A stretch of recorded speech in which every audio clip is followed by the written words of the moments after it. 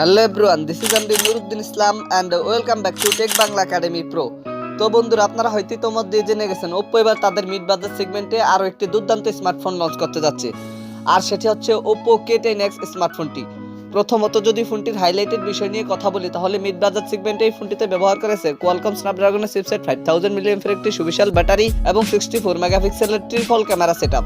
তো আজকের ভিডিওতে আপনাদেরকে জানাবো Oppo K10x এই স্মার্টফোনটির ফুল স্পেসিফিকেশন এন্ড সেই সাথে জানাবো ফোনটির প্রাইস এবং এর লঞ্চিং ডেট নিয়ে। আর ভিডিওটি কন্টিনিউ করলে আপনারা আরো জানতে পারবেন বাজেটটা যে ফোনটিকে আমাদের জন্য ভ্যালু ফর মানি প্রোভাইড করছে নাকি এই বাজেটে মার্কেটে আরো কোনো সেরা স্মার্টফোন বর্তমানে আছে। এই সকল প্রশ্নগুলোর উত্তর থাকবে আজকের এই ভিডিওতে, সুতরাং আমি আশা করব আপনারা ভিডিওটি স্কিপ না করে পুরো ভিডিওটি মনোযোগ সহকারে দেখবেন। তো চলুন কথা না বাড়িয়ে মূল ভিডিওতে যাওয়া যাক।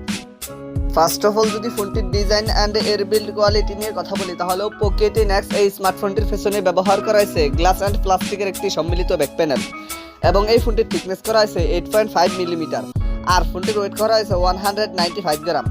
এই ফোনটির রিয়ার প্যানেলে আপনারা একটি ক্যামেরা বাম্পার মধ্যে পেয়ে যাবেন ট্রিপল ক্যামেরা সেটআপ আর ফোনটির ফ্রন্ট পার্ট আসলে ফুল ভিউ ডিসপ্লের বাম পাশে থাকছে পাঁচুল ক্যামেরা সেটআপ। ফোনটিকে আপনারা ব্লু এন্ড ব্ল্যাক এই দুইটি কালারে পেয়ে যাবেন। তো ফোনটির ডিজাইন নিয়ে বলতে গেলে পার্সোনালি Oppo K10x এই স্মার্টফোনটির ডিজাইন আমার কাছে অনেক ভালো লেগেছে। আপনাদের কাছে ফোনটির ডিজাইন কেমন লেগেছে কমেন্ট করে অবশ্যই জানাবেন।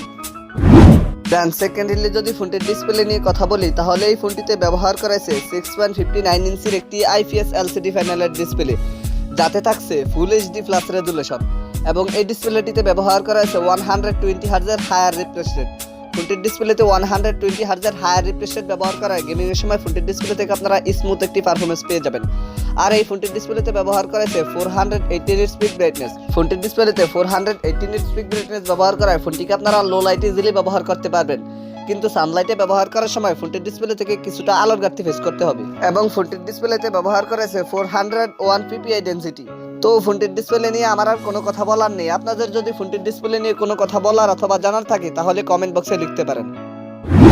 থার্ডলি যদি ফোনটির পারফরম্যান্স নিয়ে কথা বলি তাহলে এই ফোনটিতে রান করবে ColorOS 12.1 বেসড অন Android 12 আর চিপসেট হিসেবে ফোনটিতে ব্যবহার করা হয়েছে Qualcomm Snapdragon 695 5G যেটি 6 ন্যানোমিটার আর্কিটেকচারে বিল্ড করা একটি অক্টা-কোর প্রসেসর আর জিপিইউ হিসেবে ফোনটিতে ব্যবহার করা হয়েছে Adreno 619। এই ফোনটিকে আপনারা 6128, 8256 এন্ড 12256 এই তিনটি ভেরিয়েন্টে পেয়ে যাবেন।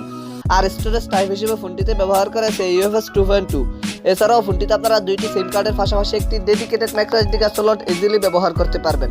তো বরাবরের মতো আপনারা সকলেই জানেন Qualcomm-এর এই চিপসেটটি কিন্তু যথেষ্ট পাওয়ারফুল এবং শক্তিশালী একটি গেমিং সিস্টেম। আমরা আশা করতে পারি এই চিপসেটটি দিয়ে আপনারা ফোনটি থেকে মোটামুটি ভালো মানের একটি গেমিং পারফরম্যান্স পেয়ে যাবেন। ফোনটির ক্যামেরা সেকশন নিয়ে কথা বলতে গেলে এই ফোনটির রিয়ার প্যানেলে ব্যবহার করেছে ট্রিপল ক্যামেরা সেটআপ যার মেইন সেন্সরটি 64 মেগাপিক্সেলের, সেকেন্ডারিতে থাকছে 2 মেগাপিক্সেলের একটি ম্যাক্রো এবং 2 মেগাপিক্সেলের একটি ডেপথ সেন্সর ক্যামেরা। ফোনটির রিয়ার ক্যামেরা দিয়ে আপনারা সর্বোচ্চ ভিডিও শুট করতে পারবেন 1080p 30fps রেজুলেশনে। আর সেলফি ক্যামেরা হিসেবে ফোনটিতে ব্যবহার করেছে 16 মেগাপিক্সেলের একটি ওয়াইড ক্যামেরা।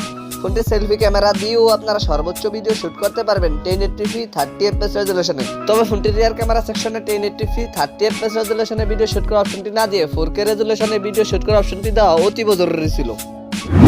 এই ফোনটির ব্যাটারি এন্ড চার্জার নিয়ে কথা বলতে গেলে ফোনটিতে ব্যবহার করা হয়েছে 5000 mAh একটি সুবিশাল ব্যাটারির সাথে 67 ওয়াটের একটি ফাস্ট চার্জার। Oppo জানিয়েছে তাদের এই চার্জারটি দিয়ে ফোনটিকে 1 থেকে 80% পর্যন্ত চার্জ করতে মাত্র 33 মিনিটের মতো সময় লাগতে পারে। এছাড়া সিকিউরিটি হিসেবে ফোনটিতে থাকছে সাইড মাউন্টেড ফিঙ্গারপ্রিন্ট আর ফিচার হিসেবে ফোনটিতে থাকছে audio Jack 3.5mm, Bluetooth 5.2, USB Type-C port 2.0, wifi 12011 আরও থাকছে জিপিএস।